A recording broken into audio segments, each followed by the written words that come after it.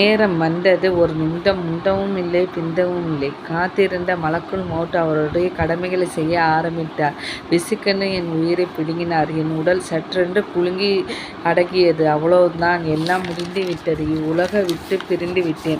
என்னை வழியே அனுப்பும் வேலைகள் ஆரம்பித்தார்கள். நான் ஓடி ஓடி உழைத்த சொத்துக்கள், வங்கிக் கணக்குகள், வங்கி காசுகள், நான் வாங்கிய கார்கள், நான் வாழ்நாள் முழுவதும் சேகரித்த அனைத்தும். இனி எனக்கு எந்த பயனும் இல்லை.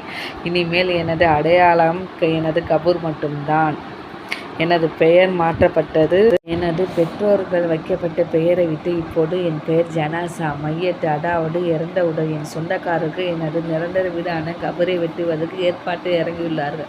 ஜனாசாவை நீண்ட நேரம் வீட்டுக்குள் வைக்கக்கூடாது. அனைவரும் பேசிக்கொண்டு இருக்கிறார்கள். இந்த வீட்டை நான் தான் கட்டினேன். பல கனவுகளுடன் பார்த்து லட்சக்கணக்கில் செலவு செய்து கட்டினேன். என்னை குளிப்பாட்ட ஏற்பாடு நடந்து கொண்டு இருக்கு.